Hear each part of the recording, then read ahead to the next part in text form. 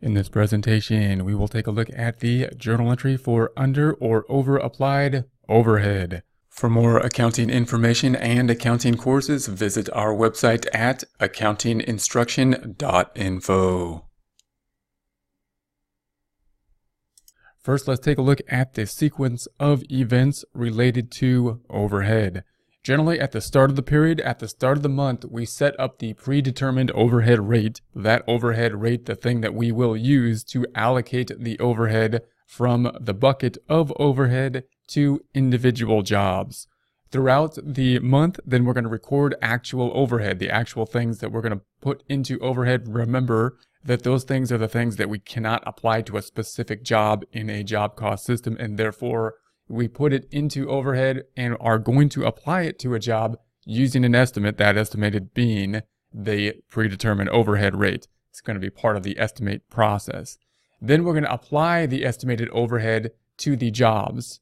Now note that here we have these two items are happening. One, we have the recorded overhead, the actual overhead, and then we have the applied overhead. And of course, because the recorded overhead or the applied overhead is an estimate, it's not going to match the recorded overhead. So we're going to have then this problem of over or under applied overhead. And it could be either one. We might have over applied or under applied. Whatever is the case, we're going to have to then deal with that over or under applied overhead by the end of the time period, so that next month we basically start with zero. So there's three things that can happen with an estimate. One is, we could be under applied, we can be over applied, or we can be right on. Our estimate could be perfect. That's not going to happen in real life. So we're almost always going to be under or over applied, and we'll have to compensate for that in some way. In our problem here, we see that overhead was under applied by the 380. We have the 380. Now we need to know the terminology, and we also need to know what to do with this 380. And they're often two different things, because obviously what are we going to do with this 380 at the end of the time period? We're going to make it zero, whatever it is, whether it be a debit or a credit. We're going to make it to go to zero because we need to start this process over in the next month. So although this factory overhead is kind of like a permanent account, it's kind of like part of inventory, it's acting like a temporary account, not because it's closing out to retained earnings, but because we're going to close it out to basically cost of goods sold. We're going to force it to go back to zero so that we're going to start all over in the next time period. And the reason so that means that this number here, the 380, whether it be a debit or a credit, from a journal entry standpoint, we're going to do whatever we need to do to make it go to zero. So this is a debit, so we're going to credit it 380. If it were a credit, we would debit it by 380.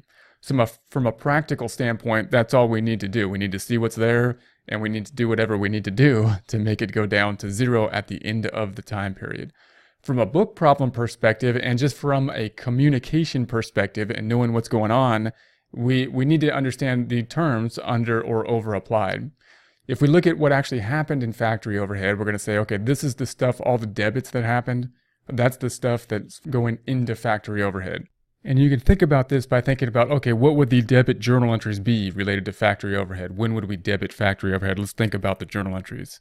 Well, one would be indirect labor. And so the indirect labor would be crediting wages payable or cash and debiting factory overhead because we didn't know which job to assign it to. And we're not expensing it because it's not part of this period's cost. It's part of the inventory. Indirect materials is going to be the same thing. We took materials out in order to make inventory. Didn't know which job to put it to, so we debited factory overhead and credited the raw materials. Any other thing that's on the factory that we paid for, such as rent on the factory or utilities in the factory, those are going to be things we're going to credit cash. And we're going to debit not the expense of utilities expense and whatnot, but part of inventory, not work in process because we don't know which job to put it to, but factory overhead. So all these debits are what actually happened. And then this credit is us taking it out. If we think of that journal entry, that's us reducing the factory overhead with a credit and putting it into the work in process. It's only one journal entry here and going into just the work in process account there, but it's going to be going to multiple jobs that support this work in process account. And that's why we had to do it in this process. That's why it had to go in and out of the factory overhead in the first place. Now, as that happens, we can say, okay, well, and also note that this amount that we apply out, we did it all at one time to all the jobs at one time, like at the end of the month. It's quite possible that we do that as we go, meaning we might start the job, and as we finish the job, apply out a factory overhead as we finish the job. So we may have credits in here as we go. It's not always the case, in other words, that we will incur all the factory overhead and then apply it out at the end of the time period. We're going to apply it out based on our predetermined overhead rate as we go. So we want to keep that in mind. But as we look at this at the end of the time period, we can say, okay, well, these are the debits, there's the credits. There's more debits than credits because we're left with a debit balance. In other words, the debits are winning. If I add up all the debits and subtract out all the credits, the debits are winning by 380, meaning we had more actual costs than we applied out. And that would mean that from our terminology standpoint, that's going to be underapplied. So we have underapplied because we had more costs than we applied out. We applied out less than or under what the actual was. Now that leaves us with a debit balance, which kind of makes sense for us because it's always a debit balance. You would think factory overhead being kind of like an inventory account would always be a debit balance. But it could have been overapplied. And overapplied would look funny to us because it would mean that this credit here had been higher than the debits. And that's possible. It would just flip the account from a debit balance account to a credit balance account. So if the credits were winning, we would have a credit balance in the factory overhead. And that's okay because it's just an estimate. It could be overapplied, it could be underapplied. We don't know. We do our best to make an estimate as close as possible, and it's possible to be under or over. Whatever the case may be, we need to do something with this 380. We need to make it go down. In this case, it's a debit. We're going to make it go down doing the opposite thing to it, which is a credit. Now, the other side we're going to put that to is like, where are we going to go with that, the other side? Because we don't know which job to put it to. That's the whole process. That's the whole problem of us putting into factory overhead in the first place. And we're going to use, as we can see here, the cost of goods sold number. And our rationale for that is basically going to be that eventually it's going to go to cost of goods sold. Because if we go through this process, we would hope it's going to go to factory overhead. It would, if everything was done perfectly, it would have then go into work in process. And then we're going to sell that, and then it's going to go into finished goods. And then we're going to sell this inventory and expense it in the form of cost of goods sold. So this 380, we don't know where it really should be. Should it still be in work in process? Should it still be in finished goods? Or should it be in cost of goods sold? It could be in either one of those if we had done things perfectly, if we knew exactly where to post everything out. Why then would we choose cost of goods sold? If it's immaterial, if it's small amount in relation to decision making, cost of goods sold is the easiest place to go because cost of goods sold will then roll out to net income, and then net income will roll out or roll into retained earnings. In other words, it'll go away after this first time period.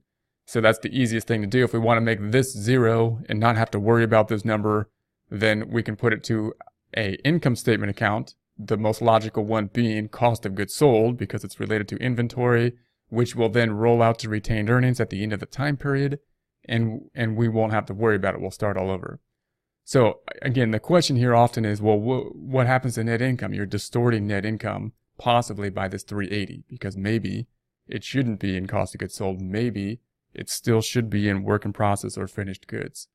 And that could be the case, but usually and hopefully it's immaterial to decision making and it won't affect people's decision making process, and therefore it's okay, it's justifiable to do the easy thing and write it off to cost of goods sold given the fact that it is an estimate. Now, if it is material, then we would want to go back through. If it's going to affect decision making, if this is a big number in relation to the other numbers that would affect what we think about the financial statements, then we'd want to go through and say, okay, we should go back and try to figure out which job it should be applied to. Is it still in work in process finished goods, or have those jobs been sold, and try to allocate in some fashion to the jobs and properly allocate it out as best we can. Again, there's no perfect way because it's an estimate. This bucket is just an estimated number. So we can try to do a reallocation and figure out where it should go if we think the number would be material. If not, we'll do the easy thing here and just record it to cost of goods sold. So that's what we do here. Now note also that if this number happened to be a credit, then we would just do the opposite of this journal entry. Meaning we would, if this was a credit here, we'd have to do the opposite thing to make it go down. We would debit it, and then we would credit cost of goods sold. And that might seem a little funny because you might say, why would we ever credit cost of goods sold? And because it's an expense account, it should only go up in the debit direction.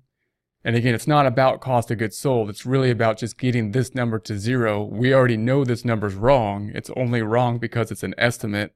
If it's close enough, then that estimate is close enough. And all we're trying to do is make this zero. And we're kind of abandoning the normal rule to cost of goods sold, which is that it typically only goes up in the debit direction. In this case, we'll make it go down just to clear out this account here.